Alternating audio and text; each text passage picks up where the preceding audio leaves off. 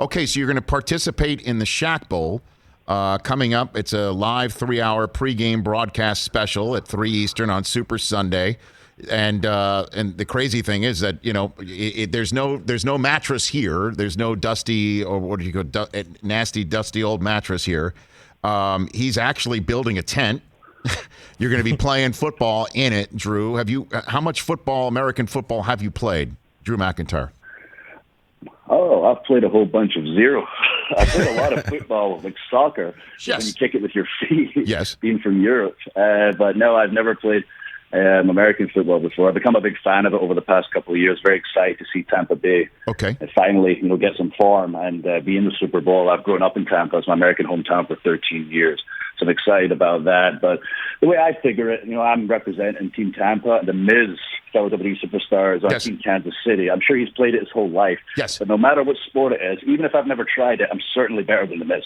Okay, so let's walk through it here. Do you want to?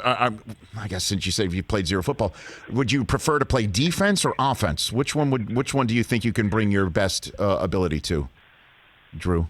Let's walk through this. I feel like I could do a little bit of both. Like if I was on the defense, I get the opportunity to run down some people. If I'm on the offense, I get the opportunity to run down some people. I feel like I'll be most effectively used the more damage I can do to everyone being 6'5", 270 pounds. Whenever I can crush some people, I'm having a good day. Okay, so let's just say, Drew McIntyre, you're lined up across from the Miz, and you're getting the football. What happens next?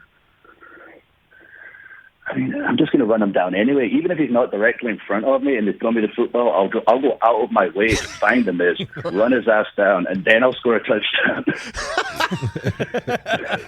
And do you have a celebration all booked? That's part of the NFL experience is you score and then you celebrate. Do you have something like that already lined up, Drew? Oh yeah. I've got a celebration I used to use in my soccer days when I was a kid. Whenever I would score a goal. Part of my wrestling matches, whenever I get knocked down towards the end, I do a nip-up, the move when you lie on your back and jump to your feet. And my size is visually impressive. So I've got a little routine of forward rolls into nip-ups and whatnot I used to do when I was a kid. So it's been about 20 years, but I'm still going to break it out. There you go. I mean, it's like riding a bike, I'm sure. Celebrating a score is like riding a bike. So were you 6 feet? I hope so. There's going to be a lot of people watching. I was about to say, that's right. So were you when did you become 6'5"? Were you a soccer player? I mean, pardon me, a football player at 6'5"? Were you that tall? Yeah, I was. I played it my entire life. And everyone, always recommended you try rugby. You're literally twice the size of everyone and you keep getting sent off with red card because, I was accidentally, I'm doing air quotations, challenging people too hard. And I was legitimately twice the size of everybody on the pitch. My very last game in football, I had started wrestling by this point. I got a yellow card and then I probably should have been sent off red carded for the challenge for the yellow card, but for the second one, someone tried to run around me. He ran into my shoulder. That wasn't my fault. Knocked himself unconscious.